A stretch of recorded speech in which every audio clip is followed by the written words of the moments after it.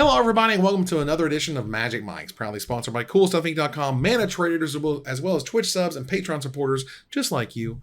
I'm Evan Irwin, and we get started each week, if I can get my thing up here correctly, by saying hello to my co-host, Reuben Bressler. What's going on, everybody? How's it going? We usually have a nerd girl, but she is unavailable this evening, which is unfortunate, and I'm just It's all right. She's busy working at an event, could not get away. Right. We will hold down the fort in her absence. The fort will be held down, which is what happens around here. That said, if you missed our pre-show, patrons and subs get access to it early. And we kick it off with our first pick in our giveaway. Get a chance at $50 worth of anything at CoolStuffInc.com by typing !raffle in the chat. But sub first to get 2 chances to win. And support your favorite streamer with your suggestions at the end of the show to see who we raid tonight. That is thanks to our sponsor, CoolStuffInc.com, where you can get cool stuff in stock every day. Check out Command Fest Orlando. That is happening not this weekend, but the weekend thereafter. Nice. And it's going to be freaking awesome. So y'all should show up and take a look. All right. So we're going to move on here to our first pick, which happens to be they spoiled the entire set of March of the Machine. Now, I just want to note, just like before we get into the cards we want to talk about, just sort of like as a set, just looking at the set, just seeing what they've done with it, reading the cards, trying to get some idea of how all this stuff is flowing. I think it's really impressive. I think it's really cool and interesting. I think the way that they did battles and made some of the battles, like for example, we have the one with the Flash that we'll talk about. Like I think the gameplay therein just got so much deeper, and I also feel like that battles will be much like Planeswalkers. Again, there can be different battles. We don't know what non-siege battles do, but the battles for every set I think will be just as looked forward to as the Planeswalkers, and I think Wizards should treat them as such. Like make them mythic, right? Make them cool and exciting and splashy. Make them one of the big story points of the set is a battle of some nature, because whether it's between 2 characters or 2 armies. Like let's see the battle of so-and-so versus so-and-so, and right. I still think it could be great. Yeah, I think that it's a really interesting design space. It emphasizes combat without being creatures. It, gives you more things to sort of enable interesting gameplay as the game progresses. You get an effect when you play the battle, and then you get an effect at some point later in the game. Mm-hmm. There's lots of play, even at sorcery speed with battles. Do you play them early? Do you hold them until you're able to attack them? Lots of things are going on with the cards. I really like the way that they developed them, and they make a ton of sense within the game. They actually make more sense, I feel, than the design of Planeswalkers even. I think a battle, as it's designed and how we've seen them, makes more sense to me in my head than when I first saw Planeswalkers. Right. I think that it's a very clever design. It's very clean. It does not require a lot of explanation. If you show a player from 20 years ago who only knew Alpha a Planeswalker, they'd be very confused. If you showed them a battle, they'd be less confused. I think they're very clean and interesting. For sure. Please tell me we are getting the Battle of Helm's Deep. And Lord of the Rings. We need Battle of 5 armies. We need Battle of Helm's Deep. Yes. Battle of Minas Tirith. Like, we gotta... Battle of Minas Tirith. We need these things. Like, and now that this exists, it's another way... I think another brilliant thing about it, it's another way to show conflict on cards. That's not just a sorcerer that says they're fighting. Like, no. You are fighting the battle. This is the payoff that you get. You can make it thematic and really cool. Like, oh my God, I'm so excited. Well, it's very difficult for Magic cards in general. I mean, if you look at the vast majority of Magic cards, even sorceries and instants, but certainly permanents, it is either showing the build up to something or the aftermath of something. Right. It is not showing the act of something occurring. Right. Usually. One of my best examples of the act of something occurring on a Magic card is a card called Warren's Weirding from Morningtide, which is actively a goblin being ripped in half. But usually, it's either before or after, right? Usually, if you have, so for example, Saw in Half, we don't see something getting sawed in half. We see them getting ready to saw something in half. Right. If we saw, like, Last One Standing, we don't see the fight occurring. We see the aftermath of the fight occurring. So, and with battles, we finally get an excuse to show the action, to show the middle of a fight scene, the messy, kind of gross, stuff that would occur in the middle of a John Wick or like the French Connection. Mm-hmm. Like we're seeing the sausage being made at that point, which I think is very exciting. And it's a very natural place to put that kind of tableau. Oh yeah. So what I am calling, at least so far, I'm throwing down the gauntlet.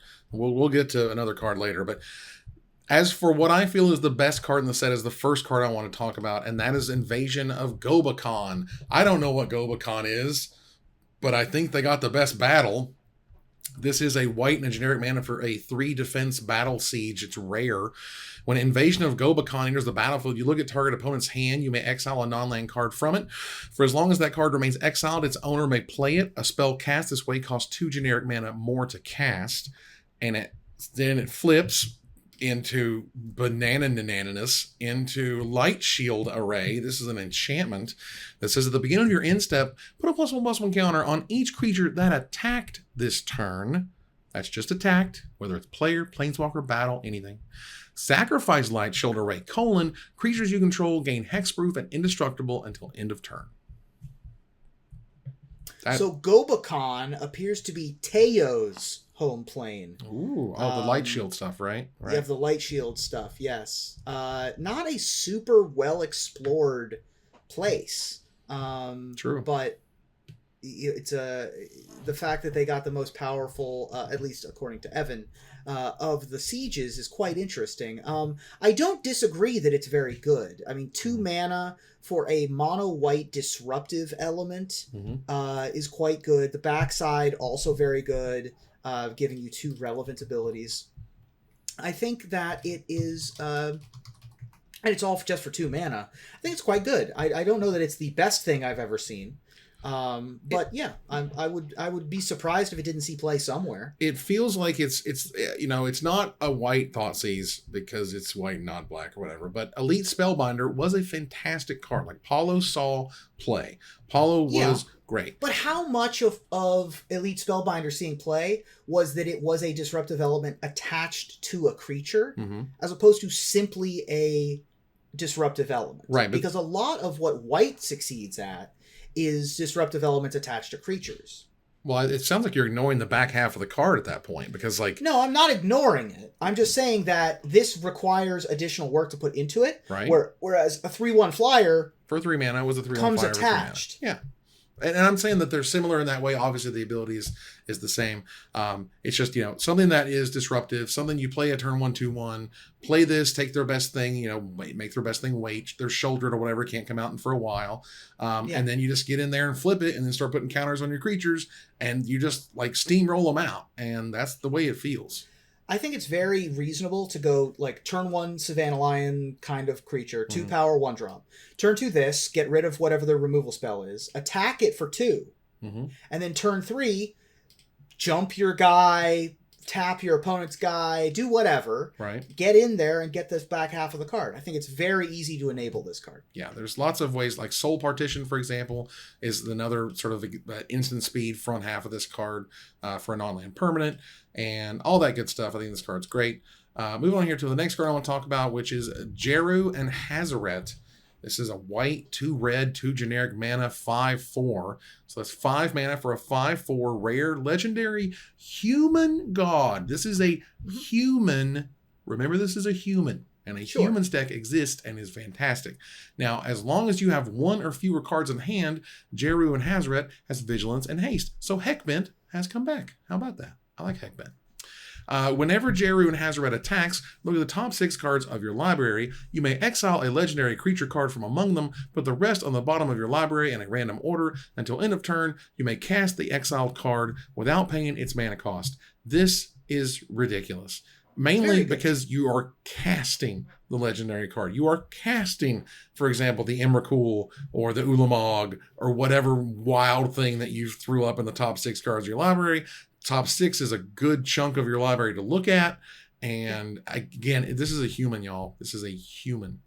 I mean, I love the creature type human god. I think that Djeru and Hazoret are both cool characters. I loved playing with Hazoret. I think Djeru had one of the most interesting abilities in the original. My confusion stems from the fact that this reads like it should have Winota on it, It says top 6. It says put a thing into play. I don't really get that part of it. It's got a Hazoret part. Yep. Like, how is this not Hazoret and Winota, even though they're not from the same plane? I get it. Don't at me. Letters. We get it. My point is that it does feel a little bit outside of Djeru's realm.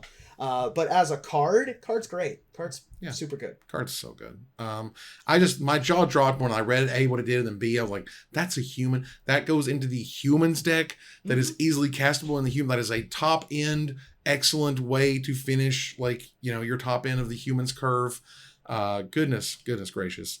And so for my last one here, let's do a little prefacing. It's not every day that your boy over here makes it to the top of the Magic subreddit. And as much as I would love for me making it the top of the subreddit because I'm a smart, fantastic, interesting human who says cool and insightful things, what happened is, as you do, you read something for the first time, do the read. You read the other half of it because every card has 300 words now. And you just run that hot take out there. You just throw it to the pan and it's sizzling. And everyone's just, oh, it's sizzling. And the next card I have up here, which you need to go find the back half while I'm talking about it, is Urabrask. Now, I said, paraphrasing, I said something like, why does Hazoret always get the worst, or why does Urbrask always get the worst of a cycle? I don't know. A lot of what I based this on, and some of it was that I don't think I read it correctly, in that the adding of the red mana thing, but whatever, I'll still own it. Because for me, it was, if I pay 4 mana, nothing affects the board. I run this out turn 4. You have to get a whole turn before you get to play with it or do with it. And your opponent will see it from a mile away, what you're trying to do. And when they Doomblade your Urabrask and you're sitting there with some cute little cantrips and stuff, like, what's your game plan, right? What's your game plan when the Urbrask don't show up on turn 4? Which to me says not a lot. And that sucks, but whatever. So while I look up the back half of Urbrask, can you tell us what the front half does here, Reuben? Sure. So Urbrask is a 4 mana 4/4 with first strike. It is 2 generic red legendary creature Phyrexian Praetor with first strike. Urabrask has 2 other abilities on the front half, which say, whenever you cast an instant or sorcery spell, Urabrask deals 1 damage to target opponent, add a red mana. Then it also says, red mana, exile Urabrask. Then return it to the battlefield transformed under its owner's control. Activate only as a sorcery and only if you've cast 3 or more instant and or sorcery spells this turn. And it flips over into the Great Work. The Great Work, first chapter, deals 3 damage to target opponent and each creature they control. Chapter 2, you make 3 treasure tokens. And Chapter 3, until end of turn, you may cast instant and sorcery spells from any graveyard. And if a spell cast this way we put into a graveyard, exile it instead, exile the Great Work, and return it to the battlefield face up, and we go again. And again, I see it. I'm telling you, as a man who has taken that hype train up the mountain, over there to Magical Christmas Land. I have been there. I've gotten the souvenirs. I've pounded out the pennies into the weird oblong shape with the stuff in it. I've gotten all the little stickers and the little stuff they give you on the way out. I'm telling you, it feels like a lot of Magical Christmas Land of you're going to untap with your 4 mana creature that does all this really, really cool stuff. And in the meantime, what happens when it dies? Yeah. I mean, 4/4 for 2 generic red with first strike is Defiler stats. And Defiler also didn't really do anything in Standard as yet. Because Sheoldred, right? Sheoldred exists. Like, this can't kill Sheoldred. It can't block Sheoldred. Like, that's right. A big deal. What this has going for it over that, though, is that the previous, the red Defiler required a lot of additional creatures, a lot of additional board presence. This goes into a spells deck. This goes into a deck that is playing red burn spells as opposed to red attacking creatures, which I think may help its case. Also, once the Urabrask engine, Great Work engine gets started, the fact that Chapter 3 of the Great Work functions while Urabrask is flipped back up, is a huge deal. So you get your 3 treasure tokens, you go to chapter 3, all the graveyards become unlocked, Urbrask comes back, you've now got your treasures and your Urabrask to do it all over again. Sure. So I think that it's less about attacking through a Sheoldred and more about being a Snapcaster Mage or being a Lier style card that goes into a deck with a lot of spells in it already. And that may be the key, is to you can't run this out on turn 4. This is not a turn 4 play. This is a turn 6, turn 7 play. After you've bounced things, after you've gotten things where you want them to be. My other sort of concern with it is that, again, it has to flip over, and then in 2 long turns have to happen before you get to that super, Well, you're right. Invoke Despair does exist, right? Like, sure, but you're still dealing 3 damage to each of your opponent's creatures with chapter 1. Right. It's still a one-sided flame break. So let's say we play this on turn 5, right? Like we're playing our board control blue-red spells deck. Right. We go turn 5, play Urabrask, we have 1 mana up, we play a blue cantrip out of red mana, we play a burn spell out of red mana, play another burn spell, we had a red mana, we flip it, we immediately kill everything on the board. Cool. That's also not that hard to do. That's not Magical Christmas Land as far as I'm concerned. Sure. Of having 3 spells in your hand that all cost 1, that's not that hard to do. So I do think that it's possible for Urbrask to be very good. I also think it's possible that Urbrask could not be very good. I think that it's not a hot take, particularly, to say that maybe it's the worst one. I think that there's probably other worse ones, but it's whatever. Again, to me, I was just running out the silly hot take. Yeah, to me, the worst one stats wise is usually the best one ability wise, and vice versa. So Vorinclex to me is the worst one ability wise, but the best one stats wise. Yeah. And so it's all context dependent too. We don't know what is going to be popular. What the obliterating bolt of the format is going to be. Having 4 toughness obviously is going to be a huge detraction for Urabrask, but we'll see. We'll see. And again, this is something that don't worry about me. I'm cool. Like, people jumping on me and calling me silly or whatever, it's fine. Because I've been doing this a long time, y'all. I've been doing this a long time. And I also know that what's no fun is to be like, I think Urbrask might be okay sometimes. Right. But like, whatever, dude. Like, just let me run this out there. Yes, we can laugh at it. We can enjoy it. We can have fun. That's part of spoiler season that I also enjoy a lot. And I think a lot of people have, disconnected from that a little bit, and that not every take has to be 1000% correct. All right, Reuben, what is the first card you want to talk about? Well, the first card I want to talk about, invasions are sweet. Invasions are very cool. And they do add a lot to the gameplay of when you cast them. Do you want to cast them pre-combat so that you can attack them? Do you want to cast them post-combat like a normal spell? What's the interplay with them? There's one invasion, though, that has additional layers to it, because it's the only invasion that has flash. And that invasion is the invasion of Innistrad. The invasion of Innistrad is 4 mana. It's 2 generic black for a is this mythic? Yeah. It is mythic. That's mythic. Well, that's a clue. It's gonna be very this expensive. One reads like a rare, but it is a mythic. Yeah. 2 generic black for a siege battle with flash. It has 5 defense. And when it enters the battlefield, target creature an opponent controls gets -13 till the end of the turn. We get that sweet Tragic Slip flavor on the card. But if we go past its defenses and are able to flip it into Deluge of the Dead, Deluge of the Dead enters the battlefield. When it enters the battlefield, create 2/2 black zombie creature tokens, and for 2 generic and a black, exile target card from a graveyard. If it was a creature card, create a 2/2 zombie creature token. So, this card does a lot of things. The chief thing that this thing does is allow you to keep your mana up. It's an instant speed removal spell. Now, 4 mana is a lot for a 1-for-1 removal spell, right? We're not usually paying that much for -13. Right. But it's instant speed, and we get additional benefit if we're able to chip this thing down. Right. So we aren't just 1-for-1ing with this card. I think this card has a very high likelihood of seeing play in control decks. The back half of the card You're able to chip away. It's also able to keep graveyards in check. A lot of good things to like here.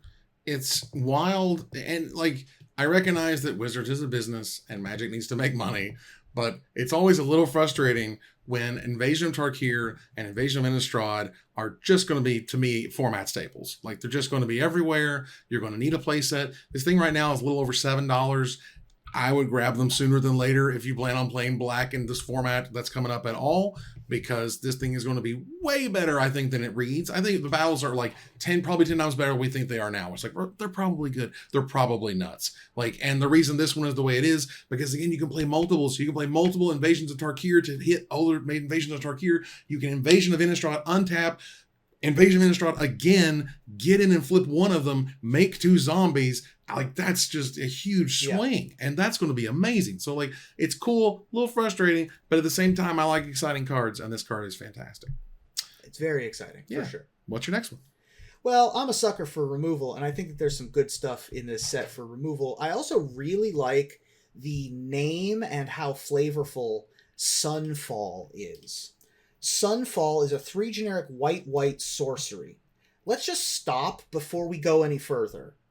I think that Sunfall needed to be good. The name Sunfall in a Phyrexian expansion where the suns have been powering Mirrodin and Phyrexia and, you know, have been such a central part of the story for such a long time. We have the Twilight cards.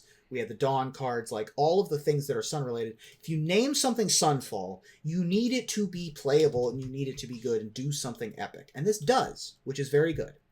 Exile all creatures. Oof. Boom. That's a big game. Exile all creatures. I'll pay 5 mana for that. Then we're not done. Incubate X, where X is the number of creatures exiled in this way. So Incubate is an interesting new ability that's on a bunch of cards in this set. Create an Incubator token with X +1/+1 counters on it, and pay 2 generic mana, transform this artifact. It transforms into a 0/0 Phyrexian artifact creature. So we've had a lot of cards similar to this before, of like, destroy all creatures, make a creature. Destroy all creatures, make a couple creatures. This one's interesting in that it makes power that will not die the next turn to your opponent's Sunfall. Right? So if you're in a Wrath Mirror, if you're in a Control Mirror, you can put power on the board without being weak to another Wrath that's about to come your way. They need an artifact removal, because you can, on your turn, then turn it into a creature and get in there and attack. And you know who's great at that? There's a Planeswalker that came out with Kamigawa Neon Dynasty called Tezzeret, Betrayer of Flesh. And his -2 says target artifact becomes an artifact creature. If it isn't a vehicle, it has base power and toughness 4/4. So Incubate X of anything is on top of a 4/4 creature. So you incubated 4, you play Tezzeret, activate, you swing for 8. That's a lot. I think this card is absolutely sweet, and I also think they've just been kind of pushing Wraths a little bit further. We saw White Sun's Twilight, which was really strong and really interesting. But even that didn't make too big of a splash. This could very well do so. Yeah, exile all creatures is big game. Insane. It's going to get around some of the black target creature gets indestructible till end of turn. It's going to get around a lot of the chicanery that blue decks are able to run and green decks are able to run. Exile all creatures, period. I'm sold. I'm good already. Like, if you think about, like, let's think of the gameplay. If you're playing the white deck, you're playing the black deck, they're playing Invasion of Innistrad. You Sunfall, get 5 counters on this thing.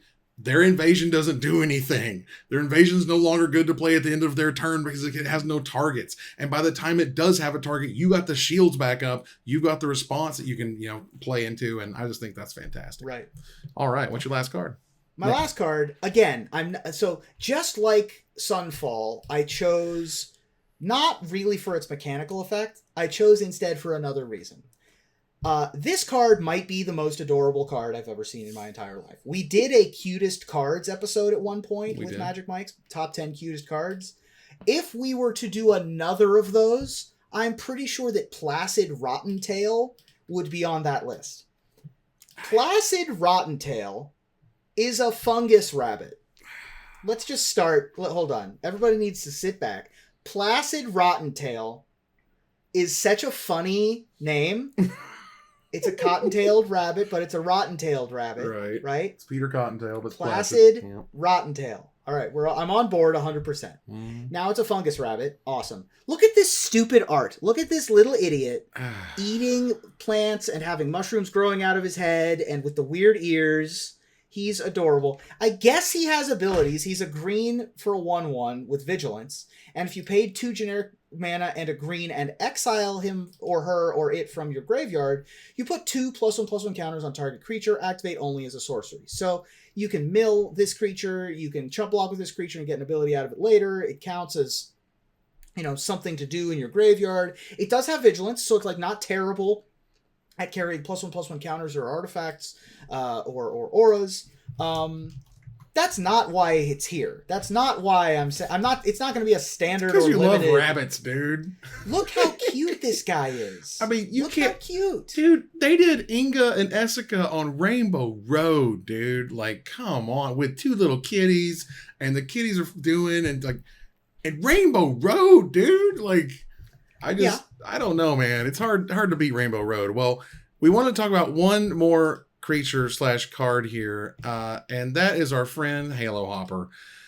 This card is, first of all, very adorable, very cute. Another very good one. Another fantastic design for a variety of reasons. It's 3 generic mana for a common 3/2 with Convoke.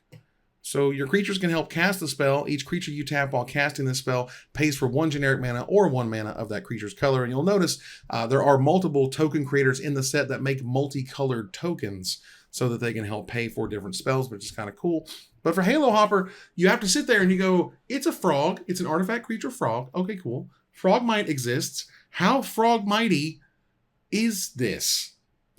How well did they design it to make you go, like, it seems good, but it's not too good? I don't know how good it is. It reads, I mean, if you lived through original Affinity, this reads incredible.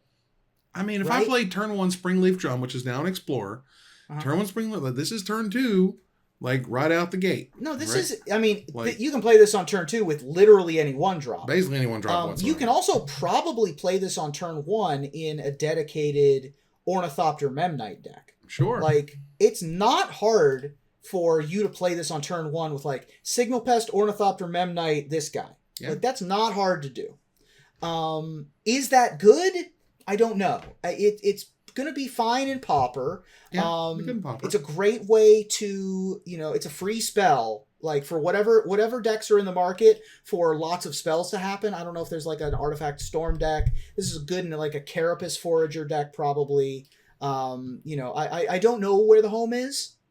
But it feels like there's a home. It feels like there's a home. And also, the art, also spectacular. The Origami Frog is great. The Origami Frog is unreal. All right, so as we move here out of the first pick, we go to gather the townsfolk thanks to our sponsor, Mana Traders, the best tool to enhance your Magic Online experience. Use the code MAGICMICS for 12% off your next subscription with Mana Traders. We see y'all. You've been using the code. Thank you guys so much. Keep that up. We appreciate it. We're going to move on, y'all, into talking about the Arena's April 1st, April Fool's setup.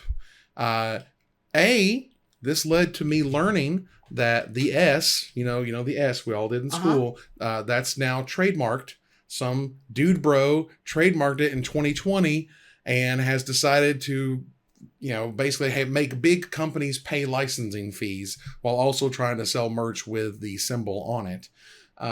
And they said they're not going to come after smaller creators like on Etsy or whatever. But for people like Wizards, they would absolutely come after them for licensing fees. So that's why they couldn't include it on the desk. To give you some context, the April Fools this year was like the top of a student desk, a brown, wooden student desk, and had all sorts of stuff scratched into it. It had some dice there that spelled out 1993 for the year that it came into being. Super duper cool. Some pizza over there. They had some Soul Rings, food, candy, or whatever. That was really fantastic. And just a bunch of really cool, silly, like they had Mox fruit snacks.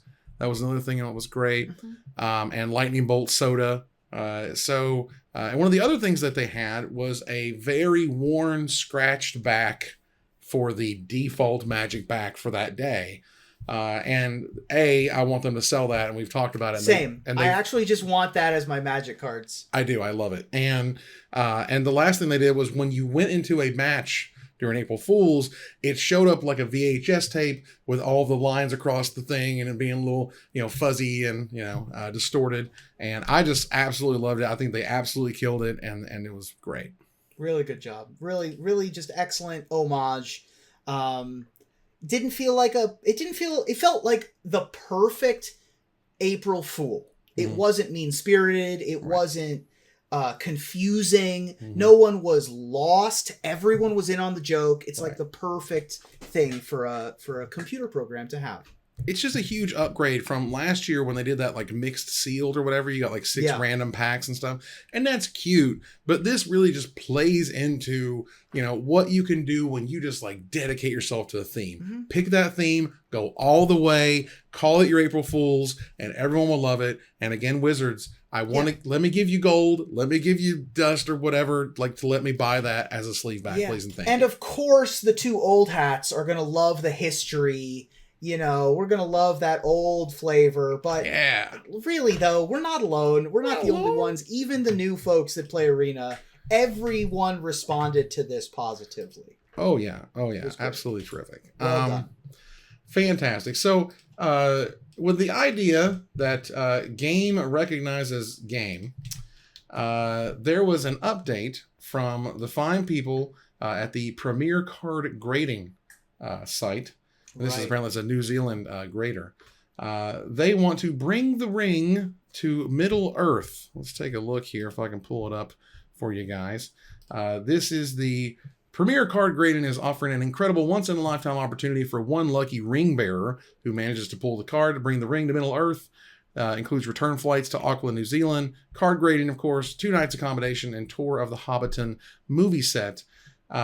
This is a fantastic masterstroke in marketing in that, if you can get your company to be the one who graded what could be one of the most lauded, wanted Magic cards of all time, that's a huge get. Like, you would 1,000% not only do that for free, but pay them, please. Pay them to come and have this experience that you can document and then come from, work off of that. Yeah. I mean, it's very clearly worth it. Whoever came up with this idea, stroke of genius. You want to be the company. You want to be the guys that are grading the card. Right. Because if you're the ones that grade the card, then any photo of that card that's taken in the future, anytime there's an article written, anytime there's a promotional piece, there's your name. Every time. Right at the top. I love it.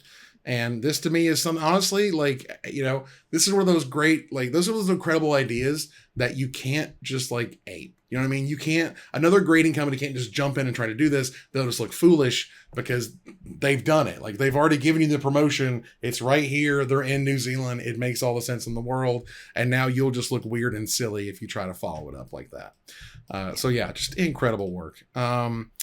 So moving on here to Jason Rainville. Forgive me. Rainville is his Twitter handle, which always trips me up. But either way, they had noted that they got to illustrate Death Greeter's Champion, and the trans folk in the community have really latched onto this one, and for good reason. It's a fantastic piece.